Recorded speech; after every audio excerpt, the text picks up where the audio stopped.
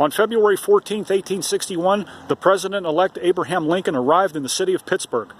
Lincoln was very excited about this trip because during his campaign he promised that he would stop and see the good citizens that had helped get him elected. Now, ironically, what's interesting about his visit to Pittsburgh prior to that, Pittsburgh being a very heavily Democratic city, most of the people that voted for him were actually a combination between Democrats and Republicans. Lincoln held a huge Democratic support here as well as a Republican one. But it's interesting to note that Lincoln had massive supporters on both sides. However, before his arrival into Allegheny City, which at that time was Pittsburgh's north side, Lincoln was derailed and delayed the trip several hours because there are conflicting reports about it, but it was probably between Rochester or Baden or even Freedom in Beaver County, Pennsylvania. On his way to Pittsburgh, Lincoln's train was derailed, and it cost him several hours before he was finally to come into the city. Thousands of people lined up the streets on Federal Street to get a glimpse of the president-elect. It was one of the greatest turnouts the city of Pittsburgh had ever seen. Mayor George Wilson, who was the gentleman mayor of that time, raved up and down that President Lincoln would be the man that's going to save the Union and have prosperity for all. Well, as it turns out, we know what happens there a little bit. I'll get to that in a moment. But President Lincoln, when he finally did arrive, despite the rain and the tumultuous weather that he had to endure, it was rainy, it was cold, it was windy, thousands of spectators came out to greet Lincoln. Now, of course, there were two major newspapers in Pittsburgh at that time, which was the Pennsylvania Daily Gazette and the Pittsburgh Post. Excuse me, the Pittsburgh Daily Gazette and the Pittsburgh Post. Both of them have conflicting accounts. One paper says that there were very few spectators to greet Lincoln, and of course the other one says that there were thousands.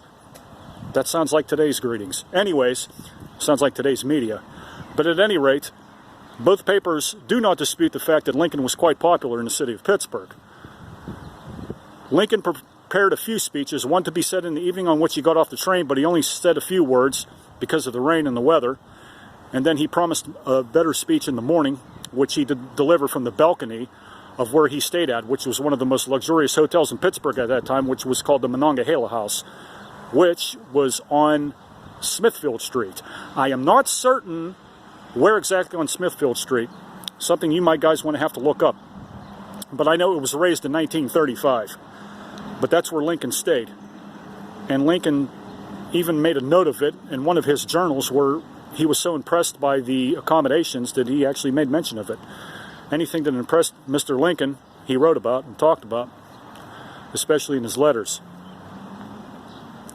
While the Union was being divided, despite that, and despite the urgencies that were on people's minds, such as the splitting of the Union, slavery, things that were of huge commonplace here in the city of Pittsburgh, much like Pennsylvania, Pittsburgh was no exception to it. There were a group of people who were with slavery, and there were a group of people who were vehemently opposed to it.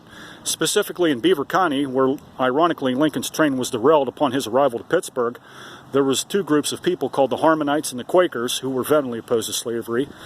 And although there's not a statue in any town in Beaver County that makes mention of this, they were true abolitionists to the heart. And of course Lincoln did understand that, and he did appreciate that, and he also made mention of them people as well.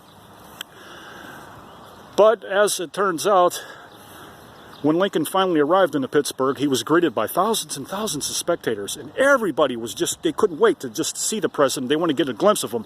One lady wrote in her journal on the north side that she couldn't wait to see Lincoln, and Lincoln was remarkable in the fact that he had mentioned this to a colleague of his in a letter where this lady was so pretty, he reached out and he kissed her.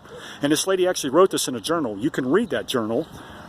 Not online, I don't think. I haven't found a page where that's online, but it's in the Heinz History Center in Pittsburgh where you can actually see that entry of that lady's journal.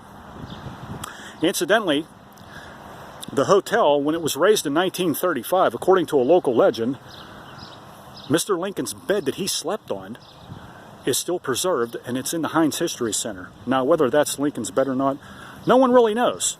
But it's still there for you to view, and you can see it and make up your own mind about it and see what you think about it. Lincoln's visit here in Pittsburgh was remarkably impressive, and it was remarkably successful, and he was en route to Washington, D.C., to take the oath of office. But after he left Pittsburgh, his next stop was in Cleveland. But before Lincoln left, it was said that he made such a remarkable impression on especially the business district of Pittsburgh, because Lincoln promised that he would have tariffs on manufactured goods, which of course pleased the Pittsburgh business community to no end. One of the great remarkable things about President Lincoln in this part of the country is the amazing support that he had on both sides. Now, of course, that's not to say that Lincoln did not have his critics here. If you read the Democratic newspapers, people poked fun at his appearance. Especially one reporter said that Lincoln wasn't as ugly as everybody said and made him out to be. How ugly just was he? Well, that was to be determined and held to the opinions of many different folks. But nevertheless, Lincoln did make a good impression on people. His campaign here was very successful. People by the thousands greeted him, and he became quite the popular person. Now, unfortunately, 3 days after Lincoln left, President Jefferson Davis, President-elect Jefferson Davis, took the oath of office in Montgomery, Alabama, I believe it was. Correct me if I'm wrong on that. But he took the oath of office for the Confederate States of America. Though secession of the Union was inevitable, Lincoln nonetheless had the power and the guts and the fortitude to hold this nation together. Despite 3 months after, well, not quite 3 months in office, there was a little incident at Fort Sumter where there was a skirmish between Union and Confederate soldiers, which blocked the entrance to Charleston's harbor, and that commenced the infancy of the Civil War, where over 600,000 men lost their lives. Well, anyways, that's my little story about Abraham Lincoln. You can read more about it in various books. One in particular that I wish to mention to you is Mr. Michael Burlingame's massive biography on Abraham Lincoln, which is entitled Abraham Lincoln, A Life. And in the second volume of that biography, he has a whole chapter dedicated to Mr. Lincoln's arrival in Pittsburgh and his experiences here. It's not quite what you think it is, but it's certainly worth your read. If I was to recommend a biography of Abraham Lincoln, one that you're just starting out, for those of you who do not know too much about Abraham Lincoln, I would recommend to start out with is one called Lincoln, A Life, I believe it's called, or just no, Lincoln, A Biography, written by Benjamin Thomas. Now, it's a rather old biography. It was written in the 1950s, and it lacks the access to Abraham Lincoln as we know him today, because a lot of his papers were not available in the 1950s as they are today. But it's an excellent biography because Mr. Thomas really had to research his book to present the Lincoln as we know him and as the Lincoln as we want to know him. The mythology around Abraham Lincoln, as well as the facts and what was known at that time of Abraham Lincoln. It's a wonderful testament. It's a wonderful biography, and I highly recommend it.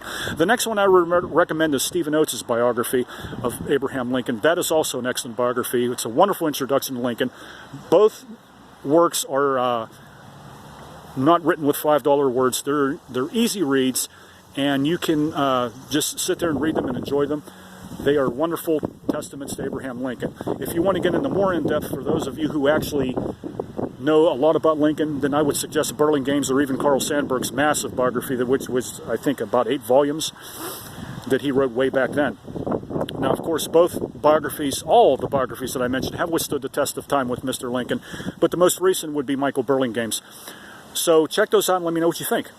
And I will see you in the next video. If you like more videos like this, let me know. If you like these little historical sketches, I plan on doing a little bit more of them. The next one I'm going to do is about the Revolutionary War, and we'll see how that goes.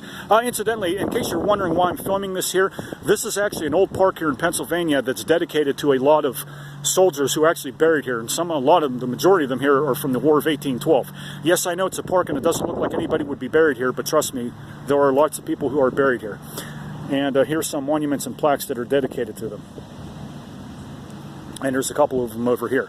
So anyways, I hate to make this so short, but it's terribly cold outside here for a May afternoon in Pittsburgh. So, well, actually, I'm not in Pittsburgh, but that doesn't matter. It's a very cold afternoon here in Beaver. And let me know what you think of this video, and I will see you in the next one. Drop some comments, concerns, and redress of grievances in the bottom below of this video. And I will see you in the next one. God bless. Thanks.